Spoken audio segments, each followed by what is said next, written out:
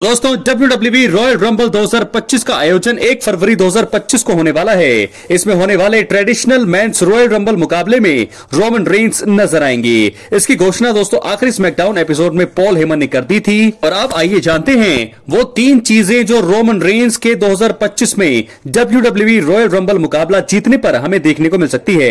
इसलिए वीडियो के अंत तक बने रहें और अगर आप चैनल पर नए हैं चैनल को सब्सक्राइब करने के बाद ऑल पर क्लिक करें। नमस्कार दोस्तों, मैं हूं अनिल और रेसलिंग सुपर धमाल में आपका स्वागत है। बात करने वाले हैं दोस्तों हम पहली चीज क्या होने वाली है। WWE रॉयल रंबल 2025 में रोमन रेंस की जीत 2015 के बुरे एक्सपीरियंस पर मरहम लगा सकती है।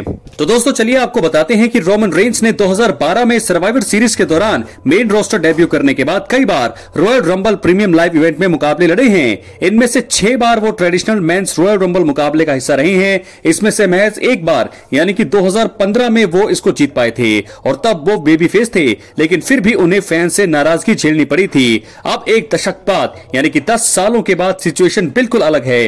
Roman Reigns the big dog की जगह एकमात्र ट्राइबल चीफ हैं और फैंस के बेहद ही पसंदीदा हैं। ऐसे में अगर वो 2025 में जीत जाते हैं तो ये 2015 के बुरे एक्सपीरियंस पर मरहम का काम करेगा। क्योंकि आपको बता दें जब 2015 में रोमन रेंस की जीत हुई थी तब लोगों ने इसे ज्यादा पसंद नहीं किया था और उनको काफी ज्यादा ताने भी यहां पर सुनने को मिले थे रोमन रेंस को, जब वो बिग डॉग थे और बहुत सारे लोग उनको जो है उनका मजाक उड़ाया करते थे। लेकिन अब जब 2025 में वो जीतेंगे तो 2015 का जो वो बुरा एक्सपीरियंस होगा उस पर मरहम लगेगा और एक बार फिर कमाल धमाल मचाएंगे रोमन रेंस। तो दोस्तों पहली चीज हमें देखने को ये मिल सकती है। पहली चीज ये हो सकती है कि अगर रोमन रेंस जीतते हैं तो 2025 में रोमन रेंस की जीत 2015 के बुरे अनुभव पर मरहम लगाएगा। तो ये था पहला कदम, पहली चीज ये हो सकती है। अब हम बात करेंगे दूसरी चीज। तो दोस्तों क्या रेसलमेनिया 41 में Cody Rhodes versus Roman Reigns के बीच तीसरा लगातार मुकाबला हमें देखने को मिलेगा। कोडी रोड्स ने पिछले 2 रेसलमेनिया के मेन इवेंट में रोमन रेंस का सामना किया था। इस बार सिचुएशन अलग दिखाई दे रही है और अगर एकमात्र tribal chief Roman Reigns men's Royal Rumble मुकाबला जीत जाते हैं तो यह लगातार तीसरा साल हो सकता है जब रोमन रेंस और कोडी रोड्स साल के सबसे बड़े इवेंट में आमने सामने होंगे। ऐसे में अगर कोडी रोड्स और रोमन रेंस लगातार तीसरी बार सामने सामने आते हैं दोस्तों तो ये ऐतिहासिक होगा।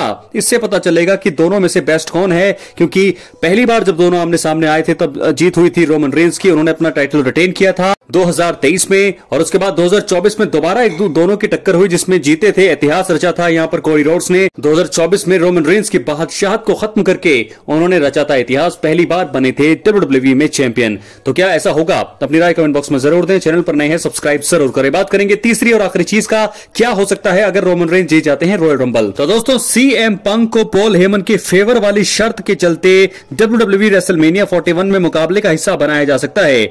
जी हां, रोमन रेंस और उनकी द ब्लड लाइन का मुकाबला सोलो सिकोआ और उनकी द ब्लड लाइन से हुआ था। 2024 सर्वाइवर वॉर गेम्स मुकाबले में हमें देखने को मिला। इस मुकाबले के लिए सोलो सिकोआ के पास जेकब फाटू, टामा टोंगा, टांगा लोआ और ब्रॉन्सन रीड थे। वहीं रोमन रेंस, जे उसो, जिमी उसो और सैमी ज़ेन को मिलाकर एकमात्र ट्राइबल चीफ के पास एक मेंबर कम था। इस कमी को पॉल हेमन ने पूरा किया और साथ में CM पंक को भी इनके साथ जोड़ दिया।